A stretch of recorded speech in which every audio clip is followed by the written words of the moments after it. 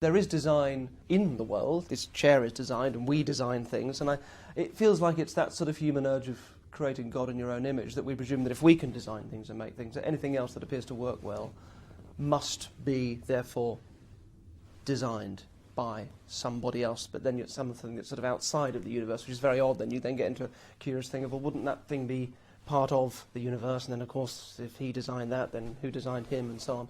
I suppose people think, well, those things can't just happen by accident, and they sort of, I guess that's just a simple misreading of evolution. Those things have been designed, if you want to use that word, by a natural process that's taken all this time to make something that works as well as possible. So it's not surprising that these things work very well because they're brilliantly evolved. That's not, but to use the word designed is just, I think, a projection of what we do, that we find it difficult to think outside of our own little box of our own little experience. We project that onto what we create God to be.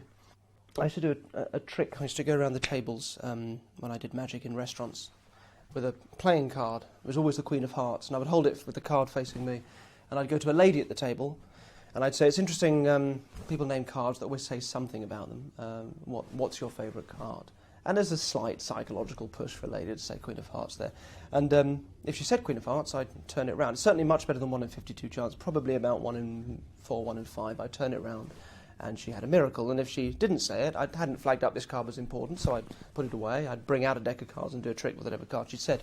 But what was interesting about it was that when it did hit, when it was right, it was such a miracle for that person that, short of them seeing the bigger picture, that actually I've gone and done this at every table, that maybe was the only one time it worked that night, it becomes a miracle because they want to believe that I've done something, that I've put some intention into that to make that happen, whereas in fact I'm just relying purely on chance. I mean, I've always thought of that as a nice metaphor for people coming away from a psychic and saying, well, she told me that my grandmother used to work in a florist. And then you go, well, how do you explain that? And you think, well, you can't explain it, but maybe if you step back, maybe she says that to any number of people. Maybe, short of knowing, getting the bigger picture, your own personal experience can be so misleading. And I think in a similar way, there is a tendency, an urge for magicians to sort of take credit for coincidences and randomness sometimes, or chance events. I'm really interested in this pattern of reasoning where people want to attribute design to objects in the natural world, like fruit or... Funny you mention fruit. A, because I have a banana here, and B, because there's a video on YouTube, and to me it brilliantly encapsulates what's sort of wrong about the design argument. Behold the atheist's nightmare. Now, if you study a well-made banana, you'll find on the far side there are 3 ridges. On the close side, 2 ridges. If you get your hand ready to grip a banana, you'll find on the far side there are 3 grooves, on the close side 2 grooves. The banana and the hand are perfectly made one for the other. You'll find the maker of the banana, Almighty God, has made it with a non-slip surface. It has outward indicators of inward contents: green, too early; yellow, just right; black, too late. Now, if you go to the top of the banana, you'll find, as with the soda can makers, they placed a tab at the top. So God has placed a tab at the top. When you pull the tab, the contents don't squirt in your face. You'll find the wrapper, which is biodegradable, has perforations. Notice how gracefully it sits over the human hand.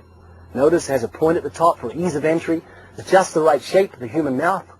It's chewy, easy to digest, and it's even curved toward the face to make the whole process so much easier. Seriously, Kurt, the whole of creation testifies to the genius of God's creative hand.